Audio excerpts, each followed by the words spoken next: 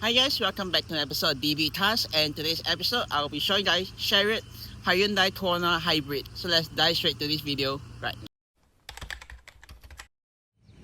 Alright then, so here is guys the Hyundai KONA Hybrid from Shariot itself. So basically this is the second generation Hyundai KONA from Hyundai itself, and basically Shariot is the first company that to acquire this vehicle itself. So before I show you guys the interior, let me just run through with you guys the exterior damages there's any before I show you guys the trunk space as well as the interior. So let's start off with the exterior damages for this vehicle, plus I also at the same time will introduce to you guys the some of the things that changes from the previous generation KONA to this current generation KONA itself. So starting out with the damages for the front itself, there isn't any obvious damage to the vehicle because it's still a brand new vehicle, just been introduced to the fleet I think just a month back at the time of filming. So there's no obvious damage from what I can look at it, so that's a good thing. And speaking of the front, okay, let me just talk about the front of the new Hyundai KONA itself. So basically it is something different from the previous generation. If you do not know how the previous generation looked like, I'll probably put on screen right now how does it look like, or I will show you guys an image of it right now. So that is how it looks like for the facelifted first generation KONA. So compared to this generation itself, they have completely changed the styling of the vehicle itself. So basically gone are the double daytime running light. Instead they've been replaced with this single strip daytime running light, but unfortunately they do not run the throughout of the front vehicle. Also one thing I know is if I'm not wrong, Shariot has bought the baseline trim for the vehicle itself, because the wheels for this and the high-end trim, I think there's another variant of trim that you can choose from for the KONA itself, is different. So you get a different rims, I think slightly bigger. This is the smaller kind itself. So yeah, plus if I'm not wrong, the high-end trim you get a full running light. This you only get the partial running light on the left and on the right side of the vehicle itself. Also one thing to note is for the pre-facelift, the indicators, when you indicate it will show at the top, but now it's been shifted to the side of the vehicle. More basically it's on the fender right here. So you got your indicators as well as your fog light right here. Same goes for the other side as well. Other than that, they also changed the cooling, the radiator or the cooling function for the engine itself, which is now right in the center. Previously it's in the middle, where together with the headlight itself, that's been changed. And that is basically it itself that I noticed for the front that they changed for the vehicle itself. Unfortunately these do not act as a real air vent, it's just mainly some plastic bit that's been covered up. I wish they've been opened up, at least it can improve the airflow for the vehicle itself. But other than that, you do get some airflow right down below here, and I think it goes through this to get as well itself. But other than that, let's move to the side of the vehicle. Moving to the side of the vehicle, there's no obvious damage of the vehicle because it's still new. But mostly, previously Shariot, they do not have this big ass sticker right here. But unfortunately, they're starting to put more of their branding on the side of the vehicle itself. So unfortunately, if you do not like the sticker, I know there's some users out there will try to remove the sticker to make it more discreet.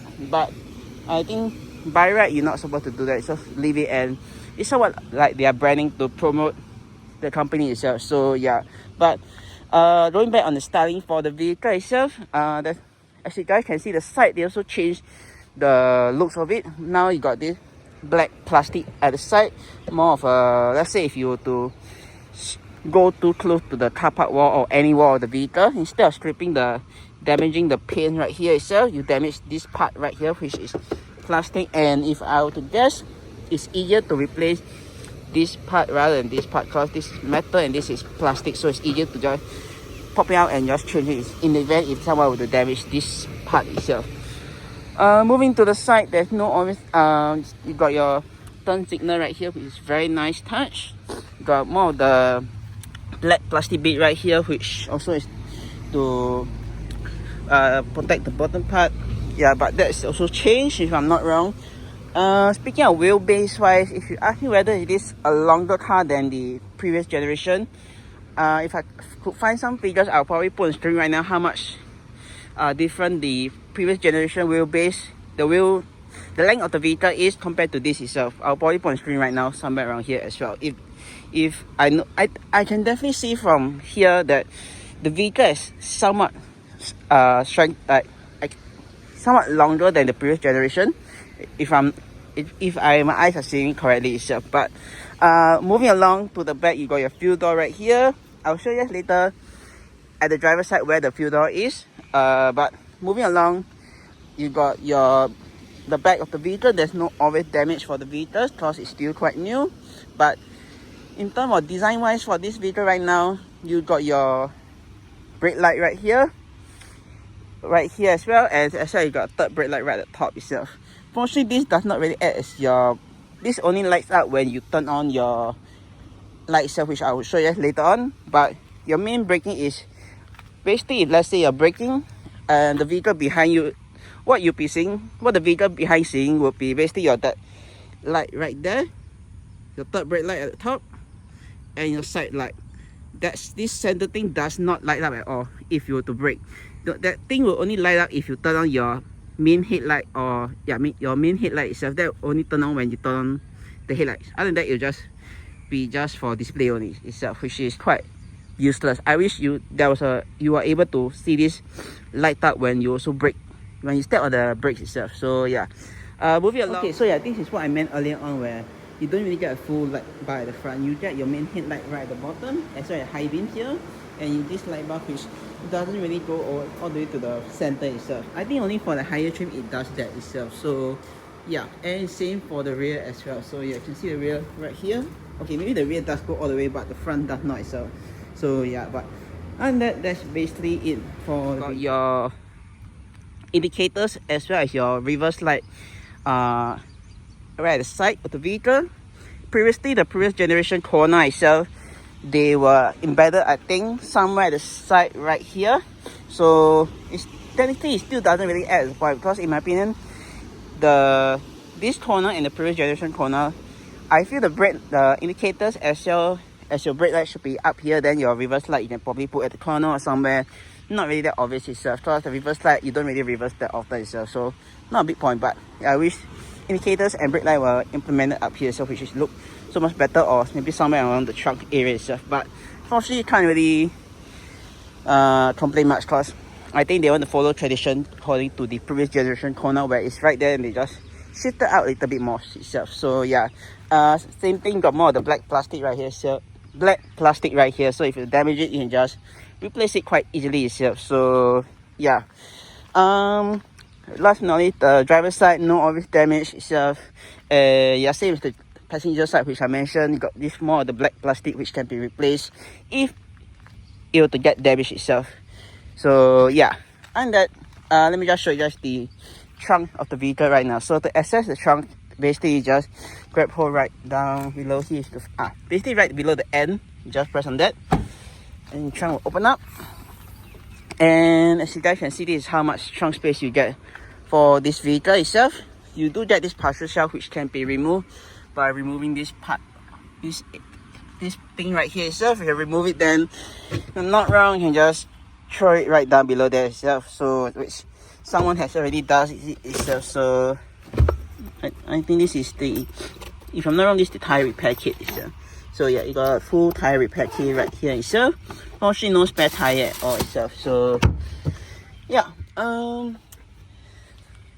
if you want more space, you could technically do so by removing this shelf first. Then you put down the rear seat, which is there itself, but I unbuckle the seat belt first itself. So yeah, basically just press on this part, pull on that right here, see it drop down. Same goes for the other side, see it drop down, and you could put your bigger stuff through itself. So yeah, same thing, I will probably put on screen how much the trunk capacity has increased from the previous generation KONA to this generation KONA. So the first to the second itself, how much space it has increased itself. So yeah, and that once done, you could actually just lift the seat up, ensure it's locked in. Once that's locked in, you can just close the trunk. Obviously there's no button to press on it because it's not an electronic trunk. So just got the grab hold on this part and just slows it down itself. So yeah, that's basically that itself. So and that, let me just show you guys the rear of the vehicle right now. Alright then, so let's step right into the rear of the Hyundai Kona right now. So once inside, this is what you're basically greeted with. In my opinion, it still looks a bit of familiarity from the previous generation Kona, but the difference comes when you look forward, more forward, where the driver cockpit is completely changed from the previous generation itself. I'll touch more on that in a few moments time, but let me just focus on the rear at the moment itself. So what do you get in the rear itself? Well, you get some storage pockets right here on either side. You also get AC vents right here, which is quite a nice touch, and you're able to adjust the AC so that you don't have to rely on the front people to blow the air from the middle to air vents towards you. But unfortunately, the temperature is being controlled at the front, so whatever temperature the driver set or the front passenger set, you have to deal with it itself. But another cool feature which I like is basically you get the USB Type-C charging port right here itself. Fortunately, you don't really have Type A port anymore, because I think most of the car companies now are switching to Type-C port, which is the it's the cable of choice for the upcoming mobile devices itself. So if you have a Type A or a Type A charging cable, Type A to Lightning or Type A to whatever charging port, you have to bring an adapter, unfortunately itself. So yeah, but right down here you got some small storage space right here, you can put your stuff. Other than that, you get a cup holder right here at the side to put your drinks if you want to. Same goes for the other side as well. Alternatively, if you want, you can actually fold down this center armrest right here, and you can put your drinks right here if you want to, which is a nice touch. If let's say your drinks, there's already something here itself, which is not too bad. Moving along, you got a center lighting right here, which can be turned on when you press the button right here, or turned off when you press it again itself. So yeah. Alright, let's move on to the grab handle right now. So grab handle, you got this very nice grab handle right here on all three sides of the vehicle itself. Unfortunately, the driver do not get it itself, because I have no idea why. But you get this very nice hook on the rear passenger side behind the driver, so you can hook your stuff here if you want to. Other than that, you just got a window switch and your door release handle to get out of the vehicle itself. Alright, now I'll be talking about the comfort wise in the rear. So this seat has been adjusted to my previous driving position, to my current driving position. So as you guys can see, I got about, I would say about 1.5 feet length of legroom space, which is not too bad. Also headroom space size, which is also not too bad. I got about I would say about 1 fist and 2 fingers of headroom space size, which is not too bad. I think if I were to be slightly taller, if I were to be slightly taller, I would definitely have not much space. Or if this vehicle has I don't think it has an option to spec for I noticed maybe the higher trim has the option to have a pan roof right at the front, like the previous generation Kona has. So yeah, you did I think if I'm not wrong, the higher trim level Kona has for the previous generation, has the pan roof right at the front, and also a ventilator and heating seat. That's an option that the previous generation Kona have. I'm not too sure whether this Kona, the higher trim level, has it or not, but if I'm not wrong, it should have it as well, but I could be wrong. So yeah, okay, now I'll be talking about the middle row seat itself. So one good thing about this vehicle is at least the transmission tunnel hump is not that high. You do get a small rise right here itself, but that's one thing that take note.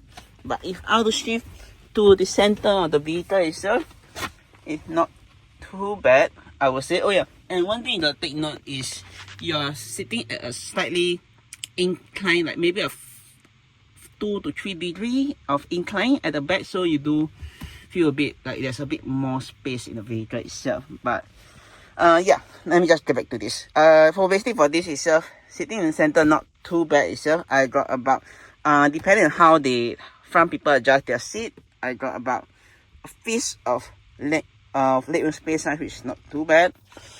Headroom space size is about the same. I want to say it's about 4 fingers. I think I have my 5, sorry, or fist. Yeah, it's about fist or headphone space wise in the rear itself. So yeah, not too bad. Oh yeah, and how does it feel like? If you ask me if you carry 3 full-grown size adult in the rear, is I would say it's not too bad either, because I think this vehicle is able to accommodate 3 full-grown size adult, unlike the previous generation Kona, where if you have 3 full-grown size adult in the rear itself, that will definitely be a squeeze, because I think the car is slightly smaller, so you definitely feel very squeezy in the vehicle itself. Unlike this, where it is slightly bigger, then I don't think there's any issue with it itself. So yeah, let me see what else I have to say for this vehicle before I show you the front. Oh yeah, if you are bringing child seat into the vehicle itself, there are the anchoring point right here. You can see there's one right here itself, which is quite convenient, and one right here itself. Same goes for the other side right here itself. So yeah, and that, let's jump to the front of the vehicle right now. So this is how the front looks like before I show you guys before I move to the front itself. So yeah, and that, let's jump out of the vehicle right now, and I'll show you guys the front of the Hyundai KONA itself. Also, stepping out of the vehicle is not a big issue, because the opening is quite wide, unlike the previous generation where I think the wheelbase is slightly smaller. It's slightly smaller itself, so you'll have some issues stepping out itself. So yeah, and that, I'll show you guys the front right now. Alright then, now let me just show you guys the front of the Hyundai KONA itself. So stepping right into the vehicle, this is basically what you're greeted with. A very nice minimalistic interior, which is first impression wise, if you have driven the Ioniq 5, this will feel very familiar itself.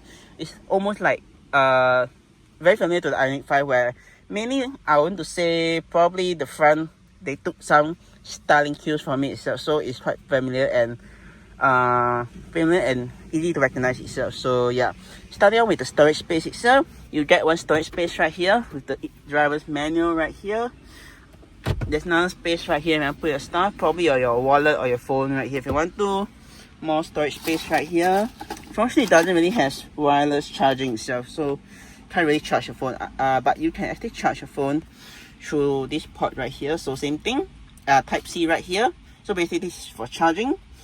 If you want to charge both devices at the same time, you can actually do so via these two charging port. But one thing special about the charging port right here is, on the left itself, is you're able to switch between charging your phone and charging your phone, plus also linking up to the Kona's infotainment itself by pressing on this button itself, and you can see it will just jump in between itself. So yeah, alright, next up we got another big ass storage space right here. If let's say you do not want to use the cup holder, you could actually just hide the cup holder by pushing this in. And let me just push this in again for you guys to see. So this is this way. So once the cup holders are hide, you can see that there's a very big storage space right here itself. But if let's say you use the cup holders, you just press on this will pop out, and you can put your drink itself. Alternatively, there's another storage space right behind here if you want to put your stuff. If not, there's the vehicle dash cam boxes lips right here itself. Last but not least, you get another storage space right here for smaller items, like maybe a wallet. If you want to put your wallet right here, you could actually just put so, or if you have other things, you can actually just put it there itself. So yeah, and that's basically that. Last but not least, the last storage space option for both the front passenger and the driver is basically this side right here, where you can put some stuff if you want to itself. And that's basically that itself lah. So moving along, next up I'll be talking about the buttons you see on the vehicle itself. So basically, starting out with the top itself, you got your volume adjusting right here to adjust the volume for the infotainment. Alternatively, you can actually adjust via this knob right here itself. So yeah, but I'll talk more about the buttons on the steering wheel in a moment's time. So let me just get back to this. Right here, you got all your shortcut keys for the infotainment itself, as well as your headlight button right here in the center. You got your frequency tuner for the radio if you want to use the vehicle's radio.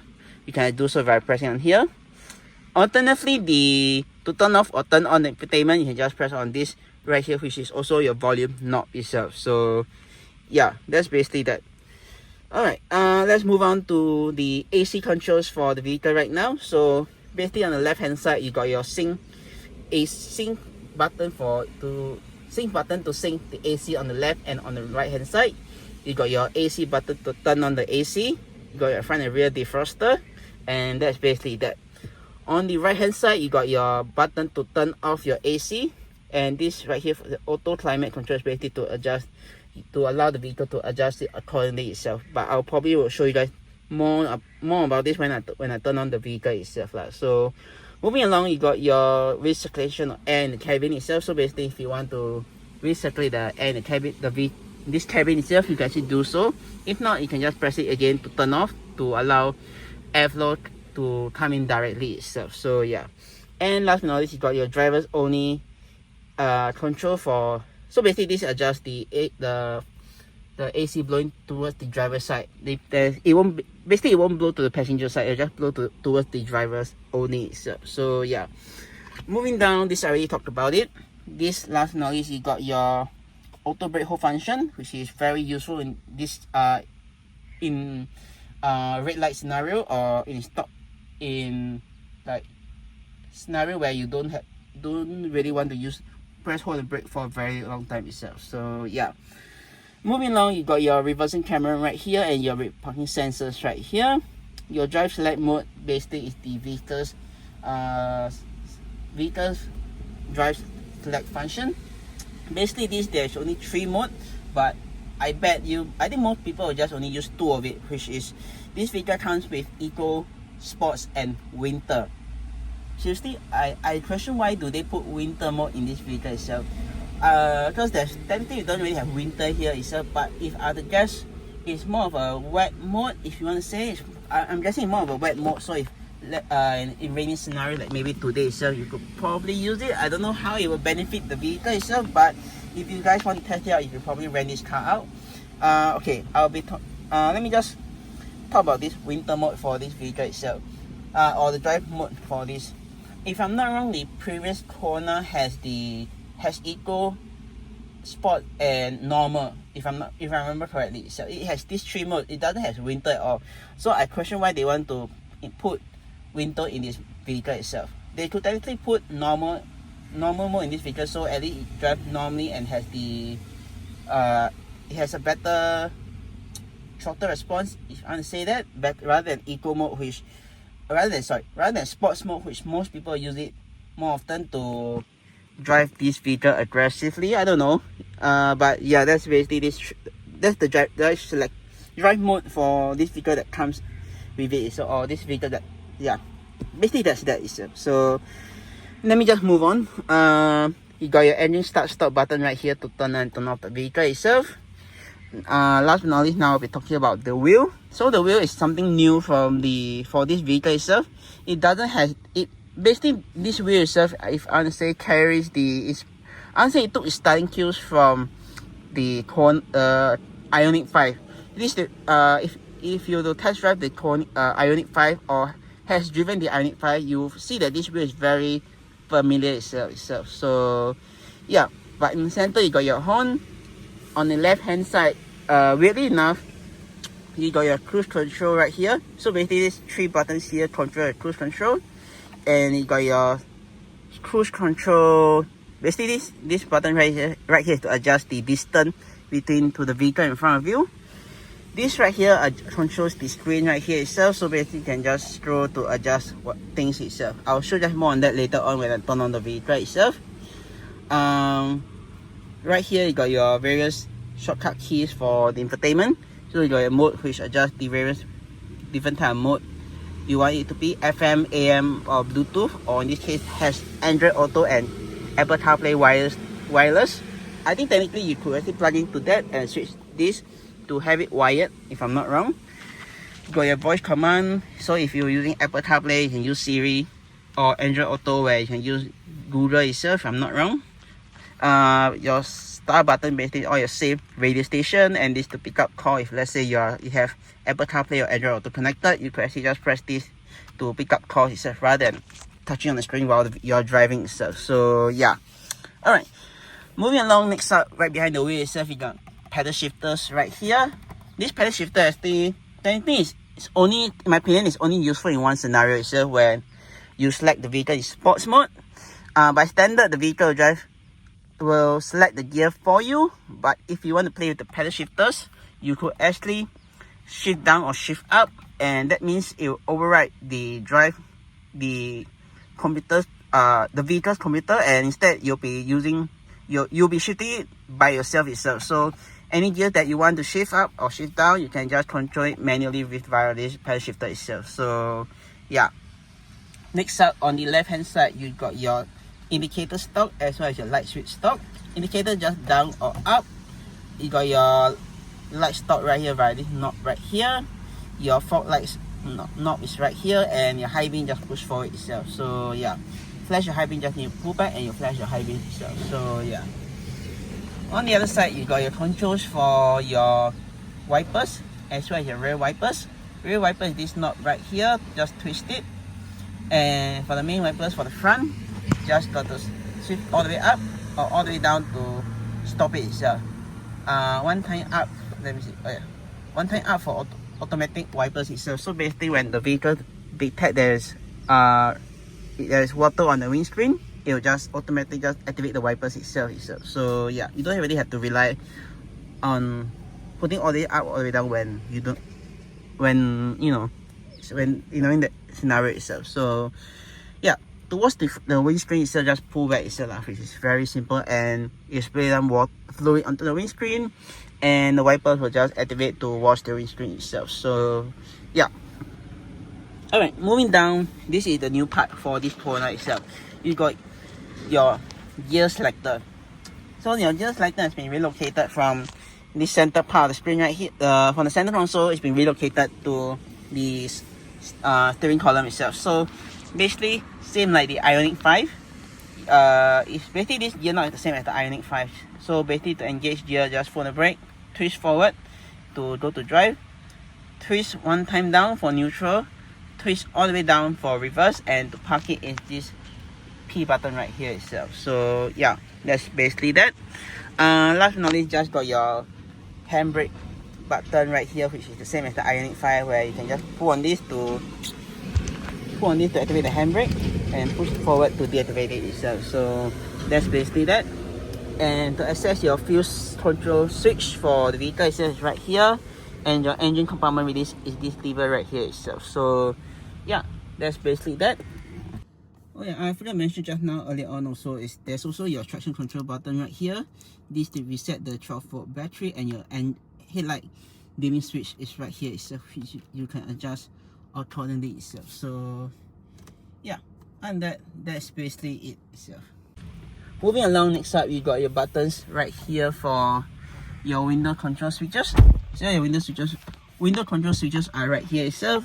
You got 4 window switches right here. This prevent people from rolling down the window. Your lock unlock function right here. Your mirror adjusting right here. So basically, to adjust the mirrors itself, just press on this. Press on the right hand side. Then you can just press on this D-pad thing itself. So yeah, once done, you just press this, and you'll just and you'll not be able to adjust the mirror itself. To fold the mirrors in, just press on this, and you'll fold the mirrors in itself. So basically, just like that. Press again to unfold the mirrors itself. So yeah, that's basically that for the vehicle itself. Last but not least, just got your sun visor right here that comes with the mirror. And once you have you clear out that, you can actually just turn on the light so that you can see yourself. Once done, press again, and this can be swiveled out. Potentially, this also can be swiveled out that way to block the light coming from that direction itself. And the same thing for the driver's side itself. So yeah, just like that. In the center, you also got your front light itself, which can be turned on or turned off manually itself. So this you can turn on, turn off, or in the center when the doors are open itself. So yeah, that's basically that itself. And the properly itself. So yeah, that's basically that for the vehicle itself. To adjust the steering wheel, it's just right here via this lever. Just pull on that, and you're able to adjust the steering wheel. And basically, all this will come along with you. And once you're done, just lock it in, and the steering wheel will lock in by itself. To adjust the seat itself, is this lever right here to adjust how forward, how back. if you want to adjust the height of the seat itself, is right here. So this is the height of the seat. You got your angle on the seat right here itself. And if you're wondering where the fuel door is, it is being covered up by the mat itself. So you got to lift this up, and you're able to see your fuel door itself. So that's basically that. And that's basically that for the vehicle itself. Now let me just turn on the vehicle to show you guys kind of the screen itself. So put on the brake and start the vehicle, and the vehicle just turn up. So basically this is how it looks like. For the driver profile, just ignore it and just leave it itself. So yeah. So yeah, that's basically that. At the moment, I have my Apple CarPlay linked up, so this is how it looks like itself. So you're able to use whatever navigation that you want to use itself. But alternatively, if you want to use the vehicles one, you can actually just press on by right standard. You'll just load up this itself, and you're able to adjust everything on the vehicle itself just by using your finger to touch on the screen. But let me just show you guys. So basically, you got a hybrid function of the vehicle right here. You're able to see how much your range, everything, how it looks like. If not, you can just go back by pressing on that. You're also able to adjust various controls of the vehicle right here by under setting. You got your cluster control. So if let's say you want to, at the moment I set it up to change according to the drive mode itself. So at the moment this is eco. If I respect to sport mode, this is how it looks like. Winter, this is how it looks like. Just back up, it will just change that itself. Alternatively, if you want to use it, you can just unlink this and it will just stay at whatever mode itself. So this, or if I go back, I can just do that itself. There's basically a lot of things you can figure out in this vehicle itself. So if you want to play around with the vehicle setting and do so under setup, then you can just do it here itself. So yeah, that's basically that. Alright, next time I'll be showing you guys the gauge itself. So the gauge itself, this I won't talk about because I already showed you guys that, but I'll be showing you the middle one itself. So at the moment it's showing you guys that itself, which is the vehicle itself. One thing I like about it, and it's very similar to this one kick, is when you put on the brake, technically you're able to see this will light up itself. But at the moment I think it's not. But to adjust this screen in center itself, just press on this and you'll just cycle through. So basically you got engine time. To scroll down, just press on this and you got tire pressure. Basically only engine time and tire pressure. That's the only two things you can adjust itself. So yeah, back to this, you got your current trip, safe refueling, last reset. This is basically the hybrid function. When the vehicle is moving, you can see the battery being recharged itself or being used itself. So yeah, and that's basically that. This, nothing much. This you can't really set anything. So yeah. Okay, let me just talk about this itself. So basically, you got these three buttons right here itself, which is the cruise control itself. So to activate cruise control, just press on this. Yeah, this here, you have to be moving in order to activate it itself. But to activate the cruise control, press this itself, and you basically has adaptive cruise control itself, where you basically link up. It will just follow the vehicle in front accordingly. Then if you want to adjust the speed, you can do so by this button. Then you can adjust the distance right here. This if you want the vehicle to follow the the lane marking accordingly, you can just press on this itself. So yeah, but at times you have to hold the steering wheel to inform the vehicle that you're still there and you're holding the vehicle holding the wheel itself. If not, this function will just automatically turn off for safety reasons itself. So yeah. Oh yeah. Last but not least, I'll just talk about this gear selector right here. So this gear selector, if let's say I would like to drive and I want to, I forgot that. Sorry, let me just do the reverse itself. Because in normal cars where you want to go down to a gear further down, you press another time all the way down. But for this, it's just different itself. So if you were to go further down, it will let you know that there's no gear below that itself. So you have to switch all the way up itself. So that's basically that itself. So yeah, and I think that's basically it for this video itself. If you guys enjoy the video itself, do click on the subscribe button down right below to see more videos like this. Or click on subscribe and click see my 2 other videos. And with that, I'll see you guys in the next video.